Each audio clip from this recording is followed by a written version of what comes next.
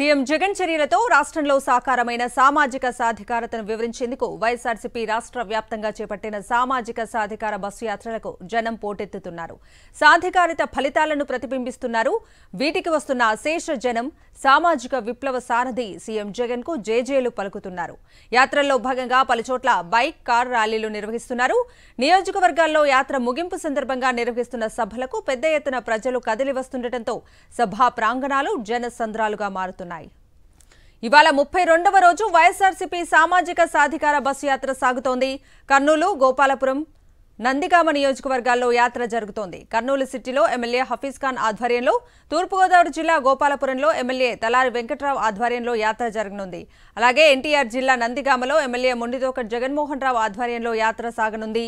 ఈ బస్సు యాత్రలో SC, ST, BC, minority విభాగాలకు చెందిన మంత్రులు, ఎమ్మెల్యేలు, ముఖ్య నాయకులు హాజరు కానున్నారు. సీఎం జగన్ తోనే సామాజిక న్యాయం సాధ్యమైందన్నారు కర్నూలు వైఎస్ఆర్సీపీ నేతలు బీవై రామయ్య, డాక్టర్ జరదొడ్డి సుధాకర్. బడుగు బలహీన వర్గాలకు అన్ని రంగాల్లో పెద్దపీట వేసిన ఘనత సీఎం జగన్దేనన్నారు. దేశంలో ఎక్కడా లేని విధంగా బడుగు బలహీన వర్గాలకు అనేక పదవులు కల్పించారని తెలిపారు. దీనిపై మరింత సమాచారం మా ప్రతినిధి లోకేష్ అందిస్తారు. నియోజకవర్గంలో సామాజిక సాధికార బస్సు యాత్ర కొద్దిసేపట్లో ప్రారంభం కాబోతుంది. ఈ నేపథ్యంలో ఈ యొక్క కర్నూలు నగరంలోని ఛాంబర్ ఆఫ్ కామర్స్ లో ఈ యొక్క తటస్థులతో సమావేశం నిర్వహిస్తున్నారు. నాయకులు ఉన్నారు, వారితో మాట్లాడే ప్రయత్నం చేశాం. ఇవాళ జగన్మోహన్ రెడ్డి గారు అలా కాదు, ఏదైతే చేస్తాడో అదే చెప్తాడు, ఏదైతే చెప్తాడో అది చేసి తీరుతాడు. ఖచ్చితంగా ఇవాళ మంత్రివర్గంలో 17 మందిని ఈ యొక్క సామాజిక వర్గం వారిగానే మంత్రివర్గంలోకి తీసుకున్నాడంటే ఆయన చిత్తశుద్ధి ఏంది అనేది నిరూపితమైంది. ఎప్పుడు మాటలు చెప్పడు, చేసి చూపిస్తాడు జగన్మోహన్ రెడ్డి గారు. ఏ విధంగా ఉందంటున్నారు కొంతమంది, ఎస్సీలకు సరైన పథకాలు అందట్లేదని చెప్పేసి టీడీపీ నాయకులు చెప్తున్నారు. ఇది ఎంతవరకు నిజమంటారు? అది మాటికి 100% తప్పండి. అది తెలుగుదేశం నాయకులు కావచ్చు, చంద్రబాబు నాయుడు గారు కావచ్చు, అసలు వాళ్ళు మాటలు ఎట్లా ఉన్నాయంటే ఎలక్షన్ ముందు మాత్రమే వాళ్ళు అబద్ధ మాటలు, మాయా మాటలు చెప్పుకుంటూ ఏదో విధంగా అధికారంకు రావాలని చూస్తూ ఎస్సీలని ఎప్పుడు పైకి రానిచ్చాడండి ఆయన చంద్రబాబు నాయుడు గారు ఎస్సీలుగా పుట్టాలనుకుంటారని ఆయన అంత దారుణమైన మాట మాట్లాడతాడు. ఆయన ఒక ముఖ్యమంత్రి హోదాలో ఉండే ఒకప్పుడు.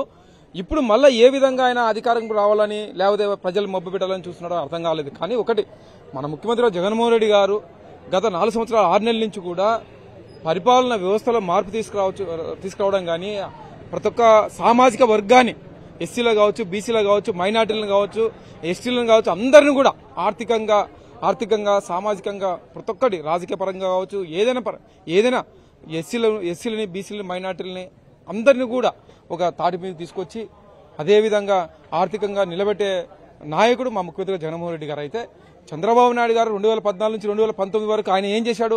ఓన్లీ ధనవంతులకు, అలా సామాజిక వర్గానికి మాత్రమే, లేకపోతే అక్కడ ఉండే అమరావతి చుట్టూ తిరుక్కుంటూ ఆయన కాలం గడిపాడు. కానీ ఎస్సీలను కానీ, బీసీలను కానీ, మైనార్టీలను పట్టించుకున్న దాఖలాలు ఎప్పుడు కూడా లేవు.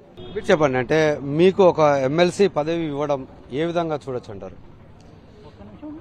ఈ రోజున రాష్ట్ర ముఖ్యమంత్రి వర్యులు జగన్మోహన్ రెడ్డి గారు బడుగు బలహీన వర్గాల వారికి ఈ రోజున ఉన్నత స్థాయి తీసుకొచ్చడానికి కారణం వారు మనసులో ఏదైతే ఉందో బడుగు బలహీన వర్గాలను ఉన్నత స్థాయిలో తీసుకురావాలని అయితే మొదటి నుంచి ఏదైతే చెప్పారో, ఈ రోజున కర్నూలు జిల్లాలో ఈరోజు మేయర్ గారు అయితేనేమి, నేనైతేనేమి, గుమ్మనూరు జయరాం గారు అయితేనే ఓ మంత్రిగా ఇచ్చి ఓ ఎంపీగా అంటే వీళ్ళని ఉన్నత స్థాయిలో తీసుకురావడం అనేది ఈరోజు వారి నినాదం కాదు, వారి విధానం అనేటువంటిది ఈ సందర్భంగా నేను తెలియజేస్తా ఉన్నాను.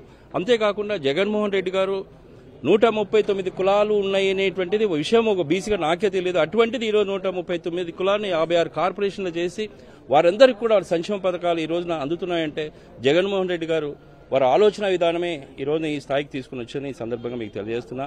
అంతేకాకుండా జగన్మోహన్ రెడ్డి గారు అంటే వారు పెట్టేటువంటి సంక్షేమ పథకాలు ఈ రోజున ఇన్ని రకాలుగా ప్రతి ఒక్క పేదవాడికి ఈ రోజుకు ఇంటికి అందుతా ఉన్నాయి. సంక్షేమ ఎస్పెషల్లీ పెన్షన్ అయితే ఆ రోజు పండుగ అయినా సెలవు అయినా కూడా 1వ తారీఖు తెల్లవారుజామున 5 గంటలకు వారు ఇవ్వటం జరుగుతూ ఉంది. అంటే ఇటువంటివన్నీ కూడా వారి ఆలోచన మెదడులో పుట్టి ఈ రోజున ఆచరణ చేస్తూ వారు ఏదైతే ఆ రోజు పాదయాత్రలో జనం గుండెల్లో ఏదో సమస్య చూసి ఈ రోజు తీరుస్తున్నందుకు బడుగు బలహీన వర్గాలు, ఎస్సీ, ఎస్టీ, మైనార్టీ అందరూ కూడా వారు వింటూ ఉన్నారని ఈ సందర్భంగా మీకు తెలియజేస్తారు. అంటే గతంలో చంద్రబాబు ఒక బీసీలను ఓటు బ్యాంకు మాత్రమే ఉపయోగించుకున్నారు. అలా అనేది కాకుండా వాళ్ళని రాజకీయంగా, ఆర్థికంగా డెవలప్ చేయడానికి వైఎస్ జగన్మోహన్ రెడ్డి ఎంతో కృషి చేశారు. వాళ్ళ వెన్నంటే ఉండి వాళ్ళని ప్రతి దానిని కూడా ఈ యొక్క ప్రోత్సహిస్తున్నారంటూ వైఎస్ఆర్సీపీ నాయకులు చెప్తున్నారు. కెమెరామెన్ శేఖర్తో లోకేష్, సాక్షి టీవీ, కర్నూలు.